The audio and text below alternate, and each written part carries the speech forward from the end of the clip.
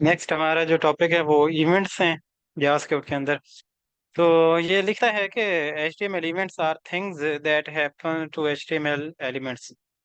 क्या है कि इवेंट्स ऐसी चीजें होती हैं जो HTML एलिमेंट्स के साथ होती हैं। क्या मतलब इसका? When JavaScript is used in HTML page, JavaScript can react to these events. JavaScript की मदद से हम ये इवेंट्स देख सकते हैं।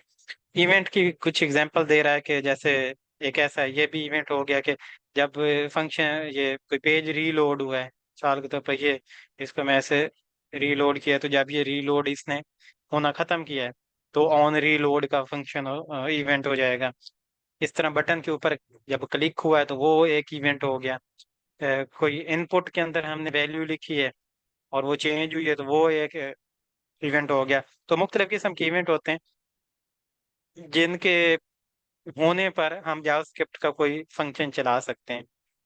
मिसाल के तौर पर एक इवेंट है ऑन क्लिक का। ये उसने ऊपर सिंटैक्स लिखा है कि इवेंट का नाम लिखना होता है और आगे जावास्क्रिप्ट का कोड लिखना होता है। वो कोड डायरेक्टली फंक्शन भी हो सकता है और या फिर वो एक सिंगल लाइन के अंदर भी लिखा हुआ कोड हो सकता है। जैसे कि ये नीचे वाली एग्जांपल में उसने किया हुआ है कि पहले इवेंट का नाम लिखा, यहाँ एक बटन बनाया और बटन के अंदर उसने ये इवेंट लिखा और आगे जावास्क्रिप्ट का कोड लिखा हुआ है। इसको मैं एक दफा कट करता हूँ। बटन हमारा सिंपल ये है। अ, ये मैं इवेंट और जावास्क्रिप्ट का कोड मिटा रहा हूँ और बटन हमारा ये है। This this time is. अब क्लिक करने पर कुछ भी नहीं हो रहा। अब क्लिक होना एक इवेंट है, तो इसके क्लिक होने पर मैं चाहता हूँ कि एक काम हो। मैं चाहता हूँ कि जब क्लिक हो तो ये वाला जावास्क्रिप्ट का कोड चले, ये इतना। और ये क्या है? Document dot gate element by ID demo. Demo वाली आईडी का एलिमेंट पकड़ो, वो ये है डेमो वाली आईडी। और इसका जो इनर HTML है, मतलब कि इसके अंदर यहाँ पर क्या कर दो आप, डेट लिख दो। ये डेट का एक फंक्शन है जो कि हमें टाइम रिटर्न करता है। डेट का फंक्शन बिल्ट इन फंक्शन है जावास्क्रिप्ट के अंदर। तो इसको क्लिक किया रन करने पर, रन किया और अब क्लिक किया तो ये देखें, ये नीचे डेट के फंक्शन ने हमें ये टाइम रिटर्न करवा दिया है कि ये टाइम हुआ है। दोबारा रन करेंगे तो ये देखें टाइम चेंज हुआ है। ये लेटेस्ट टाइम हमें रिटर्न करवाता है ये डेट का फंक्शन DATE। और आगे करली ब्रैकेट्स, करली कह रहा हूँ स्मॉल ब्रैकेट्स।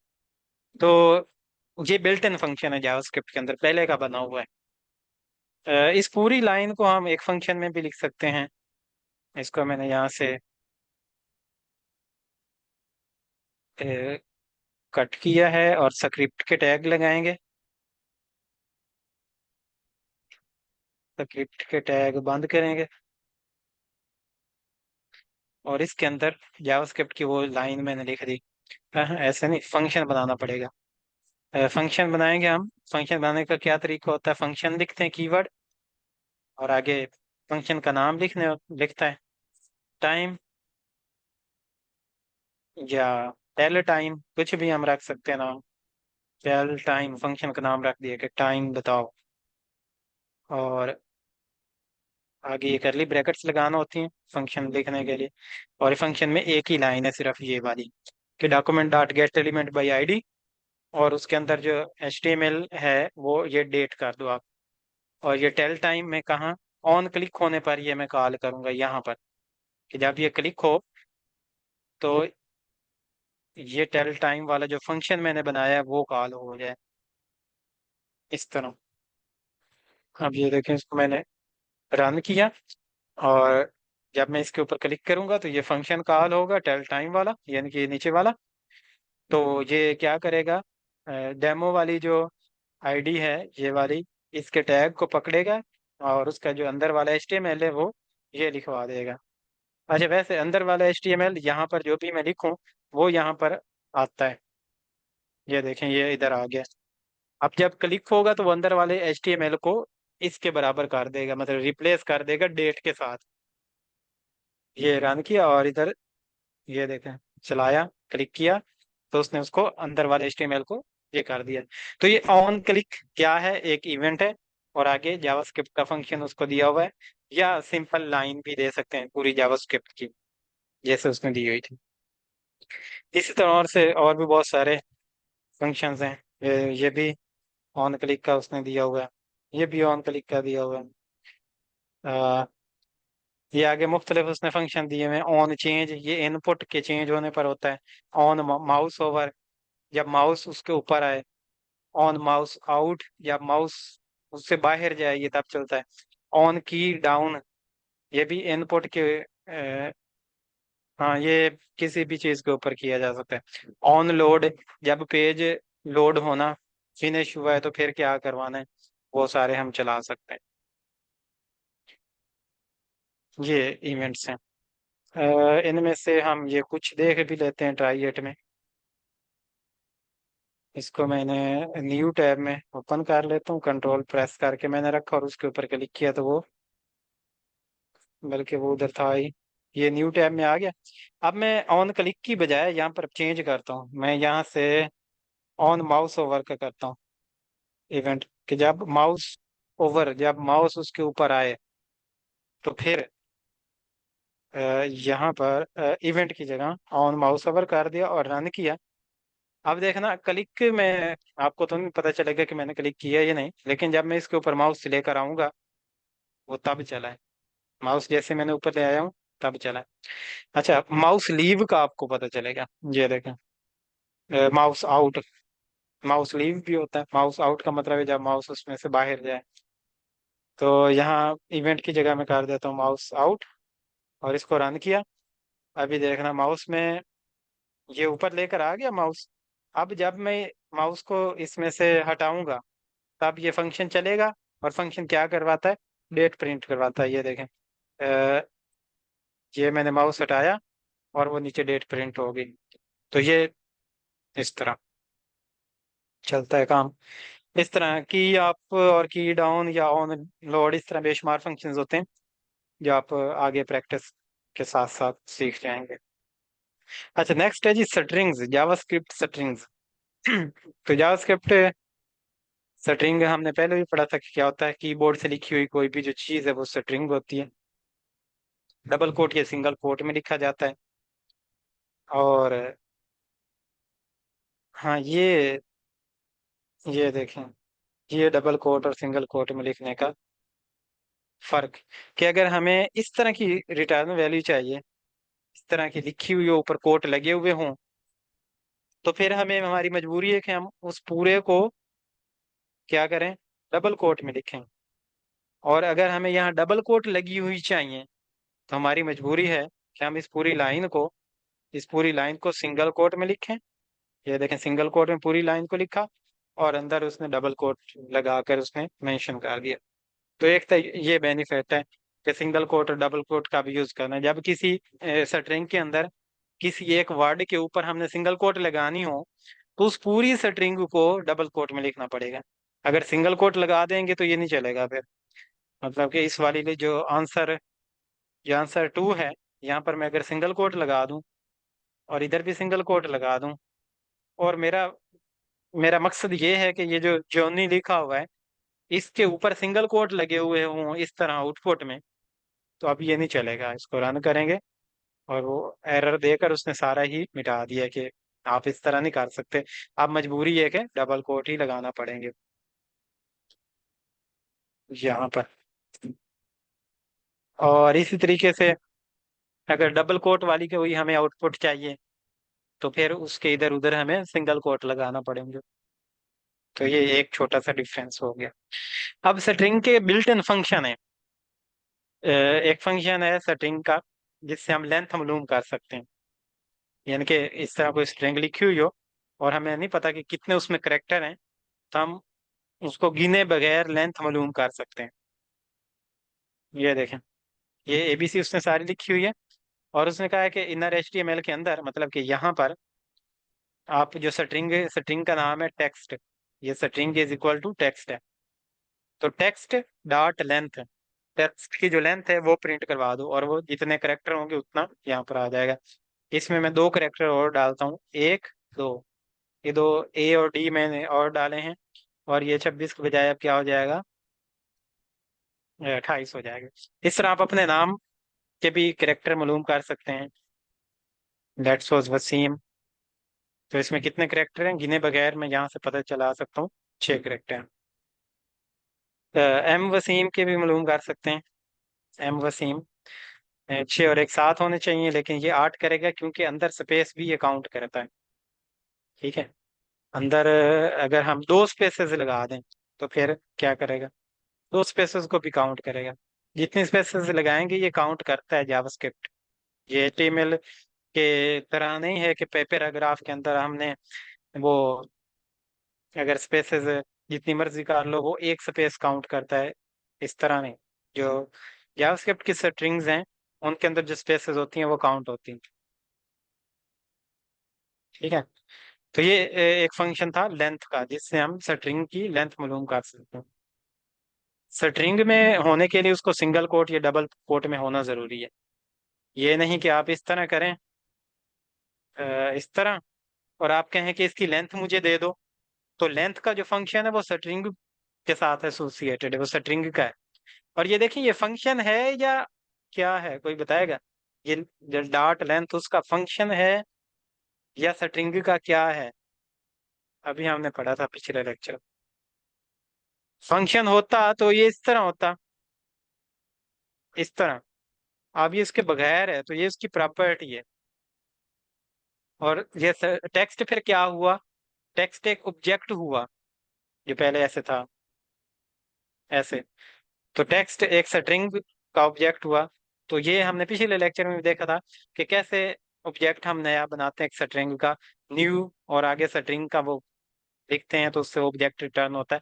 तो उसकी बजाय जावास्क्रिप्ट कहता है आप सिंपल ये वाला लिख लें ऐसे, बस डबल कोट या सिंगल कोट लगाएं, वो ऑटोमेटिक आपको स्ट्रिंग का ऑब्जेक्ट बना के दे देगा। ना कि आप ये लिखते फिरें न्यू और साथ आगे स्ट्रिंग, जो हमने पीछे पढ़ा था और मैंने रोका था कि इस तरह नहीं करना। वो जावास्क्रिप्ट उससे हमें रिकमेंड नहीं करता कि इस तरह आप करें। सिंपल जब आप ये सिंगल कोट भी लिखते हैं तब भी वो उसको स्ट्रिंग बना देता। अब इसकी लेंथ क्या होगी? 0, क्योंकि अंदर कोई करेक्टर नहीं। अगर स्पेस भी डाल दें तो 1 हो जाएगी, 2 डाल दें तो 2 हो जाएगी, इसी तरह 3 डाल दें 3 हो जाएगी। तो ये लेंथ है, एक उसके एट्रीब्यूट है। मैंने आप लोगों से पूछा था कि ये फंक्शन है या क्या है स्ट्रिंग का।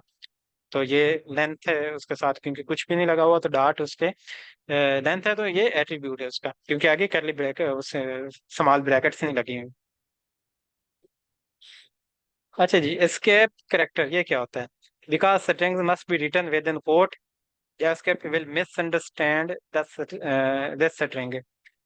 इस तरह अगर लिखा हो तो फिर वो जावास्क्रिप्ट को गलती लग जाएगी कि ये पहले इतना उसने लिखा, फिर आगे ये कोट के बगैर है, और फिर आगे ये कुछ किया हुआ है। तो इस तरह वो कह रहा है कि नहीं करना आपने। अगर आपने वो बैक स्लैश लगानी हो तो उसका तरीका वो बता रहा है कि आप इस तरह करके लगा सकते हैं, सिंगल कोट के साथ भी, डबल कोट के साथ भी, या ये वाला। अब हाँ, वो कह रहा है कि अगर आपने इस तरह कोई स्पेशल कैरेक्टर्स बनाकर लिखने हो, जैसे कि ये लिखा हुआ है, तो आप इसको इस तरह करके लिखें। एक और तरीका भी है कि इसकी आउटपुट इस तरह देनी हो तो हम दे सकते हैं। या तो बैक स्लैश में आपको करके लिखें, या फिर कोई बता सकता है ये मुझे सही में चाहिए, तो क्या मैं इसको अगर ऐसे इधर उधर सिंगल कोट कर दूं तो क्या ये फिर चलेगा? चेक कर लेते। हाँ जी, सेम रिजल्ट है। और साथ डॉट लेंथ मालूम करें तो टोटल जितने भी करेक्टर यूज हुए हैं वो हमें देगा। ये 46 हुए हैं। अच्छा जी, चलें नेक्स्ट। कहता है, अच्छा बैक स्लैश भी लगाकर आप उसमें कर सकते हैं काम। ये कोड है कुछ, ये वाले कोड लगाकर आप इसमें से स्ट्रिंग के अंदर आप कुछ करना चाहते हैं तो ये यूज कर सकते हैं। स्ट्रिंग के अंदर आपने ये यूज करके देखना है। ये देखें, ये एक ट्राई एट उसने दिया हुआ है। और उसने क्या किया है, बैक स्लैश और आगे डॉली लिखा है। ये क्या चक्कर है, इसको अगर हम ऐसे कर दें और रन करके देखें तो क्या आता है, सेम कुछ भी नहीं। नई लाइन क्या क्रिएट करवाता है भला, पीछे कोड हमने देखा है। नई लाइन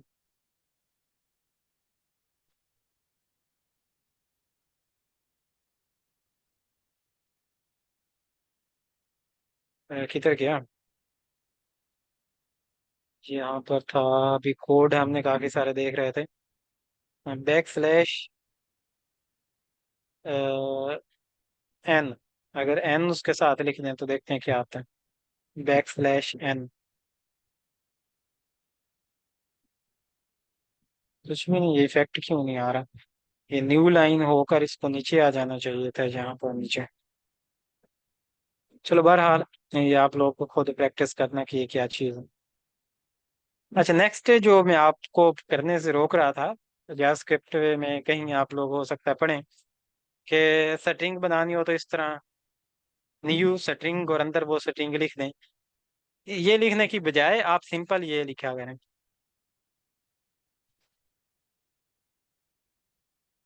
यहाँ वो कहीं बताएगा अभी, new keyword complicates the code and slows down the execution speed.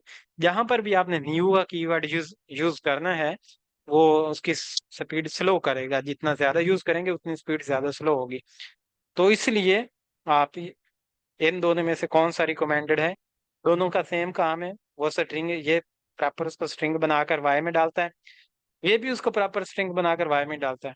तो बजाय न्यू का कीवर्ड लिखने के जावास्क्रिप्ट कहता है कि आप इस तरह लिखें कि सिंपल आप सिंगल कोट या डबल कोट में लिख देंगे, वो ऑटोमेटिक स्ट्रिंग बन जाएगा।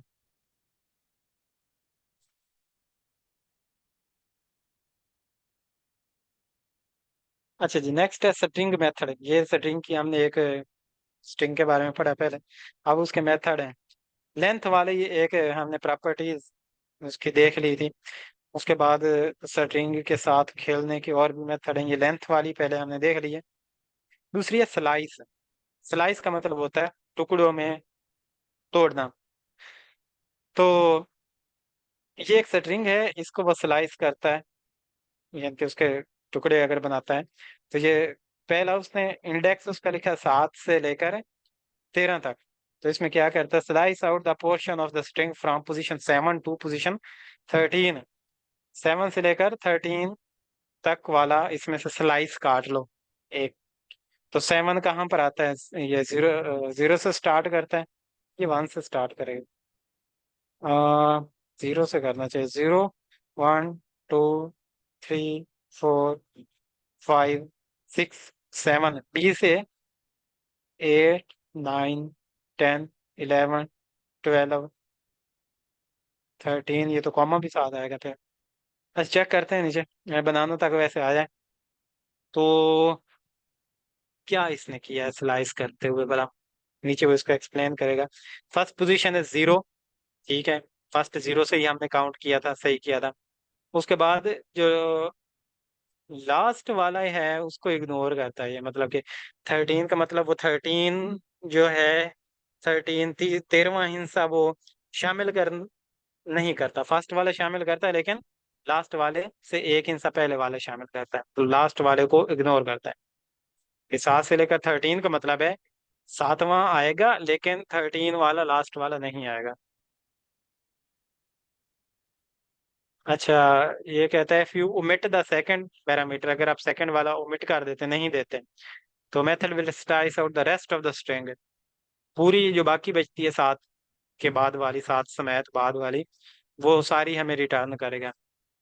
यानी कि 7 के बाद हमने नेक्स्ट, अब नेक्स्ट पैरामीटर उसका नहीं लिखा। तो 7 कहाँ पर एंड हुआ था, बी से। तो बी के बाद जितना भी है वो सारा हमें ये निकाल के दे देगा। लेकिन अगर हम लिखते हैं 7 से लेकर कॉमा लेट्स सपोज 10 तक, तो ये 7 से 9 तक आएगा। 7, 8, 9 बैन तक, ये देखें। क्योंकि लास्ट वाले में से लास्ट वाले को काउंट नहीं करता, उससे पहले वाले को काउंट करता है। लेकिन जो स्टार्टिंग इंडेक्स होता है वो भी शामिल होता है। लास्ट वाला शामिल नहीं होता। अच्छा, नेक्स्ट क्या कहता है? नेक्स्ट कहता है if a parameter is negative position is counted from the end of the string. अगर नेगेटिव पैरामीटर है तो पोजीशन वो एंड से शुरू करता है, ना कि स्टार्ट से। अब इसमें देखें क्या कहता है। -12 और -6, तो एंड से ये शुरू होगा यहाँ से। और यहाँ से क्या है, ये 0 भी शुरू करेगा, ये 1 से शुरू कर देगा। आउटपुट देखते हैं क्या है। बनाना है, तो बनाना तक पहुंचने के लिए इसको क्या 12 किया करना पड़ा। 1 2 3 4 5 6 7 8 9 10 11 12। हाँ, तो बी तक पहुंचने के लिए -12 उसने लिखा, और आगे -6 है। दोबारा इधर से शुरू करेंगे। 1 2 3 4 5 6। अब जो लास्ट आपको बताया था कि लास्ट वाला वो काउंट नहीं होता है, तो ये 6 यहाँ पर पहुंचता है, यहाँ पर, तो ये वाला इग्नोर हो जाएगा यहाँ से। ऐसे ही है कि छठा वो काउंट नहीं होगा। चलो, बाद में आगे देखते हैं क्या कहता है। इस तरह नेगेटिव में वैसे करने नहीं चाहिए। बहुत ही कम्प्लेक्स कोई सूरत हाल हो जाए तो फिर आप वो नेगेटिव में यूज करेंगे। नेगेटिव में इधर लेफ्ट पॉजिटिव से स्टार्ट करें तो 0 से स्टार्ट होता है, नेगेटिव से स्टार्ट करें तो फिर वो क्या करता है, 0 मतलब 1 से स्टार्ट करना शुरू कर देता है। Difference is that start and end values less than 0 are treated as 0 in the substring. ये क्या कह रहा? क्या डिफरेंस है? अच्छा, सब स्ट्रिंग और स्लाइस में क्या डिफरेंस है? सब स्ट्रिंग भी एक वो कह रहा है कि फंक्शन है, और स्लाइस की तरह का। तो इनमें डिफरेंस क्या है, वो ये बता रहे हैं कि difference is that negative values को वो 0 कंसीडर करेगा अगर हमने नेगेटिव में लिख दिया कुछ, तो बाकी सारा सेम होगा। 13 से 7 से 13 के अंदर बनाना आता है ना, तो ये देखें बनाना ही आएगा। और अगर ओमिट करते हैं पैरामीटर तो फिर क्या होगा?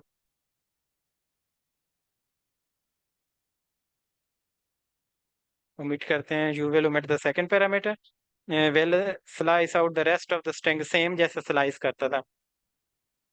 Difference is that second parameter specify the length of the extracted part. सब स्ट्रिंग और स्लाइस में क्या फर्क है? तो कह रहा है कि जो सेकंड पैरामीटर होता है वो जो एक्सट्रैक्टेड पार्ट है उसकी लेंथ बताता है कि कितने हिस्से होने चाहिए।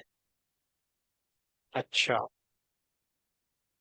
इसको करते हैं। तो 7, फर्स्ट पार्ट 7 है, तो 7 तक पहुंचने के लिए 0 1 2 3 4 5 6 7 ये तक पहुंच गया। अब इसके बाद वो कह रहा है कि सेकंड पैरामीटर उसकी लेंथ बताता है कि कितनी लेंथ का होगा हमारा ये वाला। अब ये बी से बाद आगे 6 लेंथ का कितना बनता है? 1 2 3 4 5 6, हाँ। तो ये 6 इसकी लेंथ बनती है यहाँ तक। अगर मुझे 7 लेंथ वाला हिस्सा चाहिए कि बी के बाद बी समेत, बल्कि बी भी उसमें काउंट होता है 7 से, मुझे ऐसा हिस्सा चाहिए पार्ट जिसकी लेंथ 7 हो। तो 7 लेंथ बनाने के लिए मुझे क्या करना पड़ेगा? 7 लेंथ बनाने के लिए बी को हमने बी से काउंट करना शुरू करना है। 1 2, जो लेंथ होती है वो 1 से शुरू होती है, जो इंडेक्स होता है वो 0 से होता है। तो ये लेंथ सब स्ट्रिंग में ये फर्क है कि वो जो सेकंड पैरामीटर होता है वो एक्सट्रैक्टेड पार्ट की लेंथ बताता है। तो लेंथ इसकी अब एक्सट्रैक्टेड पार्ट की कितनी होनी चाहिए? 7। तो 1 2 3 4 5 6 और कॉमा 7, तो रन करेंगे तो कॉमा भी आएगा साथ। तो ये एक डीप कंसेप्ट उसने बताया है कि सब स्ट्रिंग और स्लाइस में क्या फर्क है। स्लाइस में स्लाइस में भी तो हम एक लास्ट वाला इग्नोर करते थे, वैसे यहाँ पर स्लाइस लिख कर देखते हैं। अब भी क्या यही आता है? ये क्या? हाँ, अब 7 से लेकर 7 तक तो 0 है, क्योंकि कह रहा है 7 से शुरू करो और 7 तक ही लेकर आओ। तो अंदर तो कोई हिस्सा ही नहीं काटने के लिए उसको मिला। तो अब इसका रिजल्ट वो आएगा। अब 8 अगर करें तो सिर्फ क्या आएगा, इधर बी आएगा, मतलब 7 से 8 तक। इधर दोबारा से अगर काउंट करें तो ए तक 8 बनता है और यहाँ तक वो काउंट करेगा। लास्ट हिस्सा काउंट नहीं होता, जैसे आपको बताया था। लेकिन अगर यहाँ पर हम सब स्ट्रिंग लिख दें तो उसमें ये डिफरेंस है कि इस केस में अगर 8 लिख दें तो वो कॉमा के बाद स्पेस भी आएगी, लेकिन पहले हमें ये स्पेस भी है लास्ट पर। लेकिन स्लाइस लिखने के चक्कर में हमें सिर्फ बी आया, क्योंकि स्लाइस में वो पूरा काउंट करके उसको हिस्सों को तोड़ता है। लेकिन सब स्ट्रिंग में क्या होता है कि पहला हिस्सा उसका बताता है कि कहाँ से शुरू करना है, और जो दूसरा हिस्सा होता है वो उसकी लेंथ बताता है कि इतनी लेंथ का होना चाहिए।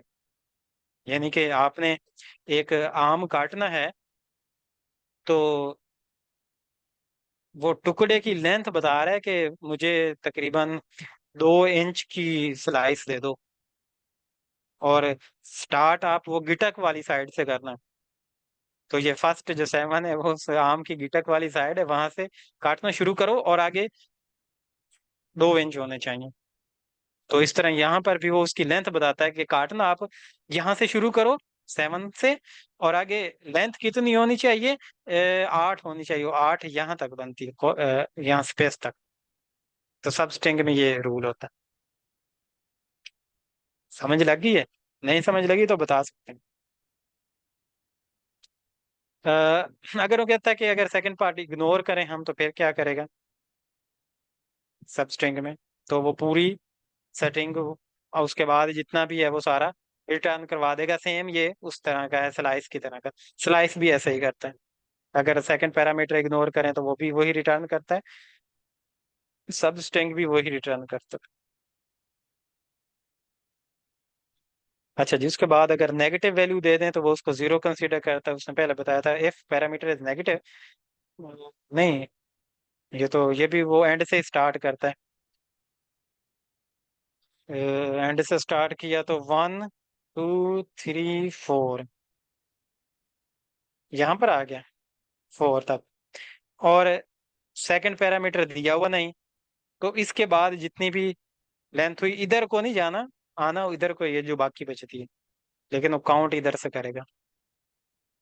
अब इसमें ये डिफरेंस है कि इसको 1 से काउंट करता है, लेफ्ट साइड से राइट की तरफ जाना हो तो 1 से, और राइट से लेफ्ट की तरफ आना हो तो 0 से। मिसाल के तौर पर अगर यहाँ पर मैं ये लगा देता हूँ तो ये यहाँ से करेगा 0 1 2 3 4, ई के बाद, मतलब ई समेत आगे हर चीज आएगी। ये देखें, ई समेत आगे हर चीज आई। लेकिन वही अगर माइनस लगा दें तो फिर वो 1 से 0 नहीं काउंट करेगा, 0 इग्नोर करते हुए 1 से काउंट करेगा।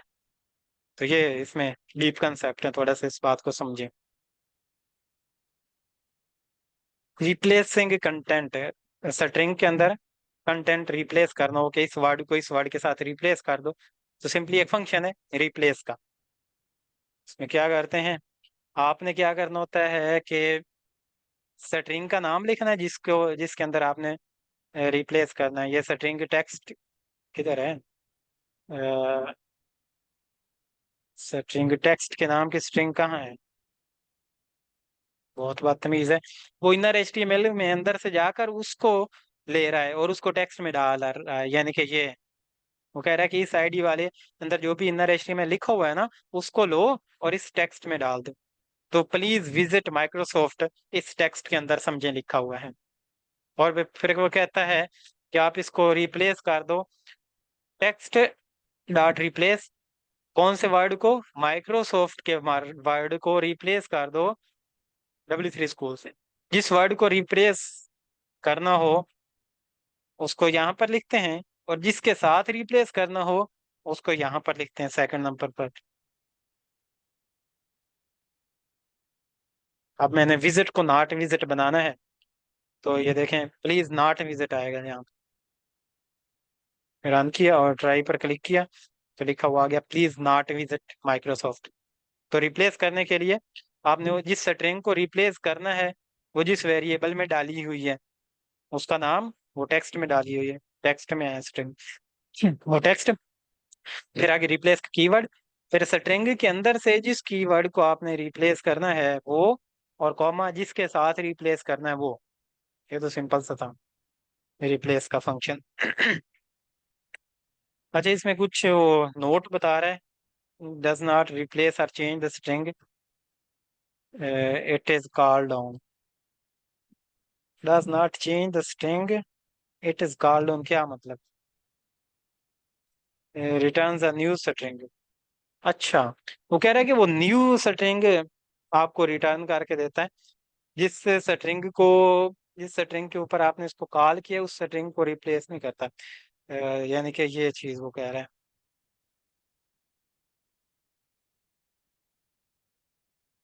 इसको इसको टेक्स्ट में लिख दिया और टेक्स्ट डॉट रिप्लेस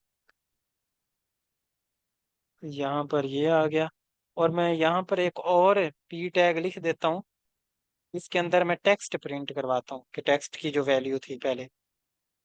अभी इसको मैं खाली कर देता हूँ, डेमो 2 कर देता हूँ, और मैं कहता हूँ कि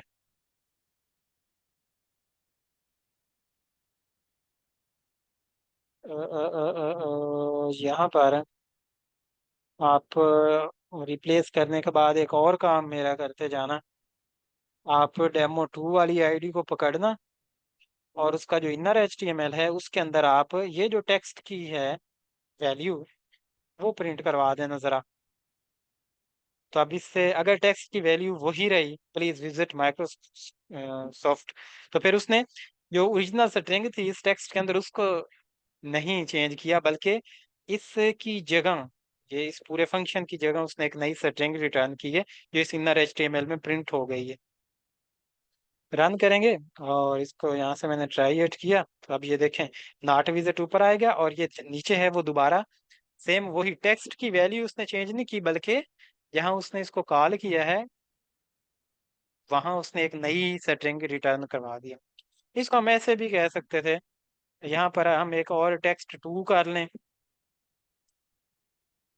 टेक्स्ट 2 इज इक्वल टू ये वाला, टेक्स्ट 2 इज इक्वल टू ये, यानी कि टेक्स्ट डॉट रिप्लेस, इसको रिप्लेस करके जो जवाब आए रिप्लेस करने के बाद वो टेक्स्ट 2 में डाल दो और वो वाला टेक्स्ट 2 यहाँ प्रिंट करवा दो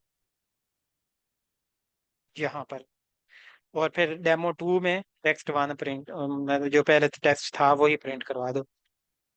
तो अब ट्राई इट किया, अब ये देखें पहले वाला चेंज होकर ये बन गया और दूसरे वाला वही रहा। यानी कि ओरिजिनल जो टेक्स्ट है वो उसकी वैल्यू नीचे है और वो वही रही है, जो टेक्स्ट 2 के अंदर वैल्यू आई है वो उसने इसने हमें रिटर्न किया उसको चेंज करके। रिटर्न न्यू स्ट्रिंग, उसने एक न्यू स्ट्रिंग रिटर्न की है।